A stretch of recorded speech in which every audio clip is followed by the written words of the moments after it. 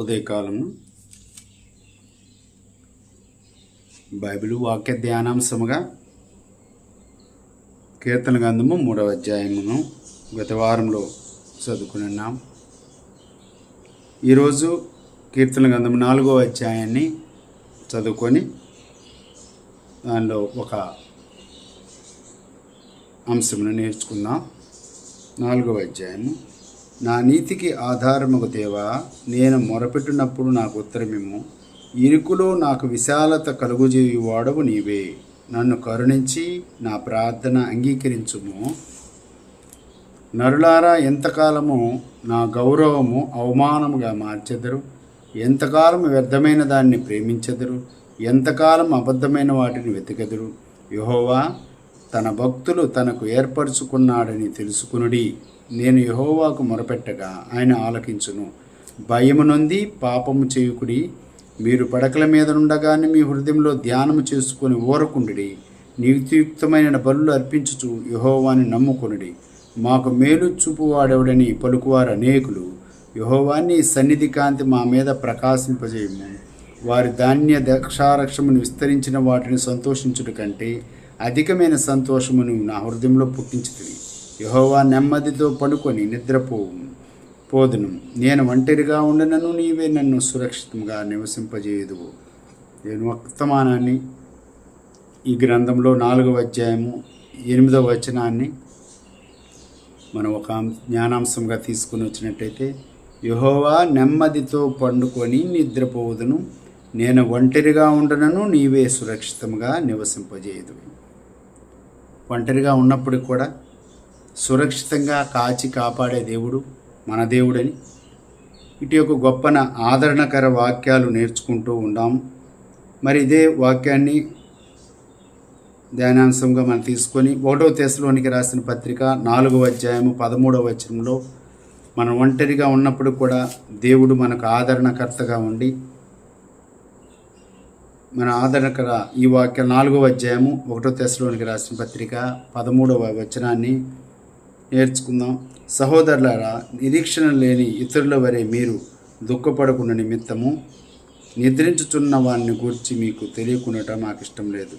యేసు మృతి పొంది తిరిగి లేచినని మనం నమ్మినలా అదే ప్రకారము యేసునందు నిద్రించిన వారిని దేవుడు ఆయన కూడా వెంట పెట్టుకున్నాం. మరి మనందరం కూడా నిరీక్షణ కలిగి ఒంటరిగా ఉన్నను కాచి కాపాడాలంటే మరి ఆయన యందు నిరీక్షణ కలిగిన వారుగా ఉండేవారుగా ఉంటే 1వ తెస్సలోనికి రాసిన పత్రిక 5వ అధ్యాయం 10వ వచనంలో కూడా ఇంటి యొక్క నిరీక్షణ దేవునిపై ఉండాలి. 5:10 మనము మేలుకొని ఉన్నను నిద్రపోచున్నను తనతో కూడా జీవించు నిమిత్తము ఆయన మన కొరకు మృతి పొందెను. కాబట్టి మీరిప్పుడు చేయుచున్నట్టుగానే ఒకరినొకడు ఆదరించి ఒకరినొకరు క్షేమాభివృద్ధి కలుగు చేయుడి. మనమందరం కూడా దేవుని యొక్క ఉచితమైన మేలులు తలంపులు నిద్రపోచున్నను కూడా మనము ఏ ఆలోచన లేకుండా దేవుడు నాకు తోడుగా ఉన్నాడులే, ఆయన కాచి కాపాడుతాడులని ఇటు యొక్క విశ్వాసముతోనూ నిరీక్షణతోనూ మనము ఎదురు చూసేవారముగా ఉండాలి. యేసు మన కొరకు ప్రాణం పెట్టి తిరిగి లేచిన జీవాధిపతి అయిన దేవుడి లోకాన్ని పంపించిన క్రీస్తు ప్రభువు ఉన్నాడు. ఆదరణకర్తగా పరిశుద్ధాత్మ ఉన్నది తోడుగా అని చెప్పేసి అటు యొక్క నిరీక్షణను కలిగి మనమందరము ఎదురు చూసే వారముగా ఉండాలి. ద్వితీయోపదేశ కాండము 33వ అధ్యాయంలో చూసినట్టయితే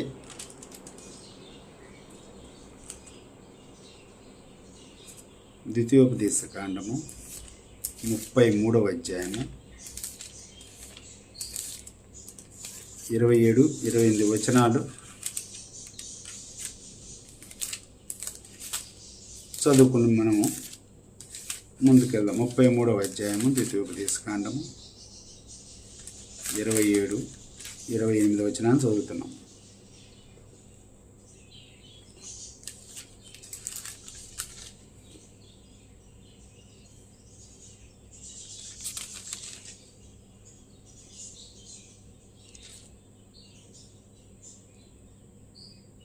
శాశ్వతుడైన దేవుడు నీకు నివాస స్థలము, నిత్యముగా నుండి బాహువు నీ క్రింద నుండును.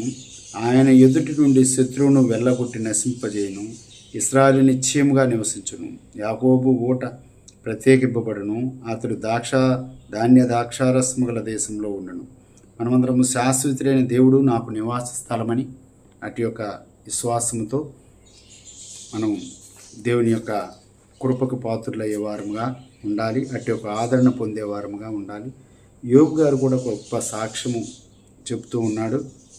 ఆయన ఎట్టి విధంగా యోబు గారికి ఆశ్రయం ఇచ్చి యోబు గారు అటు యొక్క విశ్వాసముతో దేవుణ్ణి నమ్మి విశ్వసించినారు కాబట్టి అంతా యోబు గారు కూడా 11వ అధ్యాయము యోబు గ్రంథము 18-19 వచనాల్లో కూడా దేవుని యొక్క విశ్వాసము ఎలా ఉండాలో, ఆయన యందు నమ్మిక ఎలా ఉండాలో కూడా ఇక్కడ 11-18 వచనంలో, నమ్మకమునకు ఆస్పదము కలుగును కనుక నీవు ధైర్యముగా ఉండువు, నీ ఇంటిని నీవు పరిశోధించి సురక్షితముగా పండుకొందువు, ఎవరి భయము లేకుండా నువ్వు పండుకొందువు.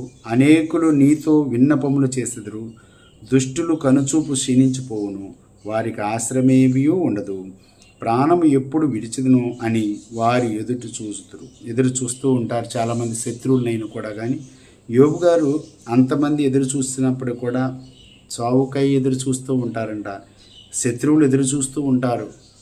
కానీ ఇక్కడ యోబు గారు మనకిచ్చేది నమ్మకమునకు ఆస్పదము కలుగును గనక నీవు ధైర్యంగా ఉందువు, నీ ఇంటిని నీవు పరిశోధించి సురక్షితంగా పండుకొందువు, ఏ భయం లేదు, ఎవరి భయము లేకుండా నీవు పండుకొందువు. అటు యొక్క ఆదరణ ఆ వాక్యములు నేను ఒంటరిగా ఉన్నాను 4:8 కీర్తన గ్రంథంలో మన చదివిన వాక్యానికి అనుకూలమైన వచనాలను మనము చూసుకుందాం. అటు యొక్క నిరీక్షణ కృప దేవుడు మనకు తోడుగా ఉండాలి. రోమీయులకు రాసిన పత్రిక 8వ అధ్యాయంలో కూడా అదే వాక్యాలను దేవుడు కొన్ని వచనాలు ఇంకా మనం నేర్చుకోవడానికి సమయము హెచ్చించేవారు. ఇలాంటి పరిశుద్ధ గ్రంథంలో వాక్యాలను ఆధారంగా వాక్యాలు ప్రతిదినం కూడా నేర్చుకుంటూ ఉన్నాం. మనము 8వ అధ్యాయము 35వ వచనంలో రోమీ పత్రిక, క్రీస్తు ప్రేమ నుండి మనలను విడబాపు వాడెవడు, శ్రమ అయినను, బాధ అయినను, హింస అయినను, కరువైనను, వస్త్రహీనతైనను, ఉపద్రవమైనను, ఖడ్గమైనను మనల్ని విడవాపున ఇందును గురించి రాయమనిదిగా, నిన్ను బట్టి దినమెల్లా మేము వధింపబడిన వారము, వధకు సిద్ధమైన గొర్రెలమని మేము ఎంచబడిన వారు అయినను మనము ప్రేమించిన వారి ద్వారా మనం వీటన్నిటిని అత్యధిక విజయము పొందుచున్నాము.